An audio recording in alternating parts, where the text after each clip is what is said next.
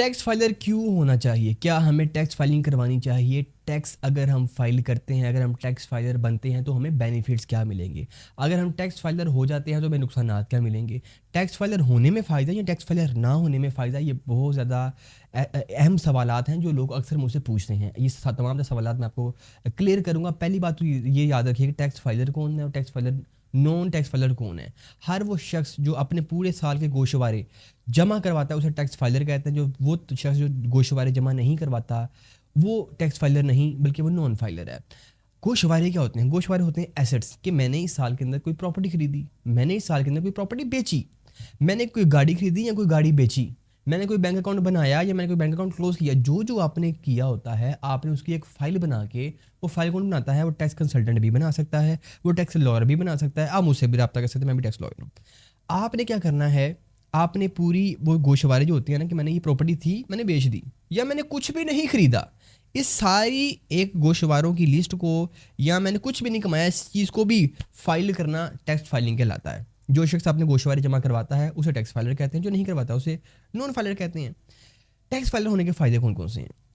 याद रखिएगा, अगर आपने पैसे बैंक में रखे हुए हैं और आप बैंक के अंदर उस अमाउंट से प्रॉफिट ले रहे हैं तो आपको 30% टैक्स पड़ेगा। अगर आप फाइलर हो जाते हैं तो आपको 15% टैक्स पड़ेगा। जहाँ 30% कट 100 में से अगर आपके 30 रुपये कट जाने थे अब आपको सिर्फ 15 रुपये कटेंगे। जहाँ पर अगर लाखों रुपये है तो आपके 30,000 बैंक ने काट लेने थे, अब हमें 15,000 कटेंगे।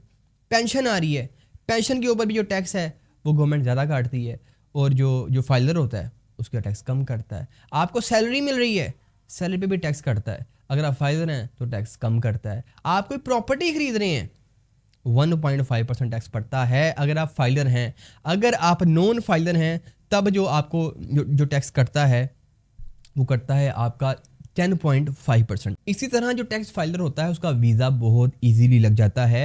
जो नॉन फाइलर होता है उसकी रिटर्न सबमिट नहीं होती, वीज़ा लगना नामुमकिन हो जाता है। क्योंकि वीज़े के लिए पहली ऑप्शन है क्या बंदा फाइलर है, क्या बंदा टैक्स पे करता है। अगर तो टैक्स पे करता है वेल एंड गुड, हम उसको वीज़ा देंगे। अगर आप टैक्स नहीं पे करता तो उसको वीज़ा हम नहीं देंगे। ये बाकी तमाम कंट्रीज़ कहती हैं।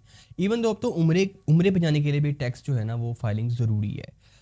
आपने अक्सर लोग ये उनके माइंड में ये होता है कि पता नहीं हम फाइलर हो जाएंगे, पता नहीं कितना टैक्स पड़ जाएगा। भाई ऐसा नहीं है, फाइलर होना और टैक्स का पे होना ये दो डिफरेंट चीज़ें हैं। आप फाइलर हुए, गोशवारे इस पॉइंट पे थे कि हमें थोड़ा सा टैक्स पड़ रहा था तो टैक्स भी साथ फाइल कर दें, टैक्स नहीं पड़ा तो खाली रिटर्न फाइल कर दें।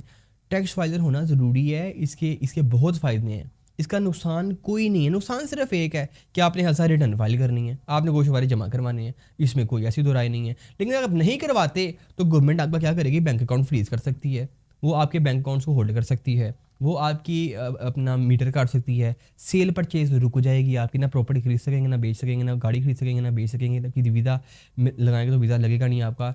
हर जगह पे पाबंदियाँ, हर जगह पे पाबंदियाँ। इवन के नॉन फाइलर का जीना ना मुश्किल हो जाएगा। अभी जो दौर आ रहा है, यानी कि अभी जो टाइम है वो 30 सितंबर तक मौजूद है। 30 तक आप फाइलर हो सकते हैं। उसके बाद आप कह लें कि जो फाइलर नहीं है उसका हालत वो होगी कि आपको उस वक्त 25,000 एडिशनल सर चार्जेस आपके ऊपर लगा कर और आपको कम से कम 50,000 रुपये आपको पड़ेगा अगर आप नॉर्मल अपनी रिटर्न किसी से सबमिट करवाते हैं।